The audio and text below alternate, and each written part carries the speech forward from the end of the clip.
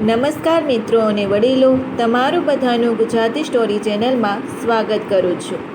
ભગવાન મારી સાથે જ આવું કેમ કરે છે? તમને પણ આવું લાગતું હોય તો વાંચી લો, વાંચો. જો આ સ્ટોરી તમને પસંદ પડે તો આ ચેનલને સબસ્ક્રાઈબ, લાઈક, શેર અને બેલ આઇકનને જરૂર ઓન કરજો, જેથી તમને આવી અવનવી સ્ટોરી સાંભળવા મળે. બે મિત્રો ચાલતા ચાલતા ક્યાંક ફરવા જઈ રહ્યા હતા. ઉનાળો હોવાથી ખૂબ તડકો હતો. બંનેની હાલત ગરમીથી ખરાબ થઈ ગઈ હતી અને ચાલતા ચાલતા તેઓ થાકી ગયા હતા. આથી એને વિચાર્યું કે હવે ક્યાંક આપણે આરામ કરી લઈએ. થોડું દૂર ચાલ્યા પછી તેને એક વડનું ઝાડ દેખાયું. આ જોઈને તેઓ ખૂબ ખુશ થઈ ગયા અને નક્કી કર્યું કે ત્યાં આપણે આરામ કરીશું.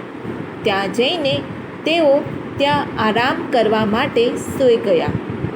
એ ઝાડની નીચે છાયાને કારણે એકદમ ઠંડક હતી અને જેનાથી તેઓનો બધો થાક દૂર થઈ ગયો. થોડી વાર પછી જાગીને એક મિત્ર બીજા મિત્રને કહ્યું કે ભગવાન પણ કેટલો અન્યાયી છે. તેને આ ઝાડ તો બનાવ્યું, પરંતુ એનું ફળ કેટલું નાનું છે. જો આનું ફળ નાળિયેર જેટલું મોટું હોય તો રસ્તામાં આવવાવાળો અહીં પાણી પણ પી શકત અને સારું મહેસૂસ કરી શકત. એની વાત હજી પૂરી કરી એટલામાં જ તેની ઉપર વડનું ફળ તેના માથા પર પડ્યું. આ જોઈને બીજા મિત્રએ કહ્યું, ભગવાન અન્યાયી નથી, આપણો વિચાર જ ખોટો છે. આપણે એવું જ વિચારતા હોઈએ છીએ કે જે આપણને સત્ય લાગે અને સારું લાગે, પરંતુ ભગવાન એ જ વિચારે છે જે આપણા માટે સાચું હોય.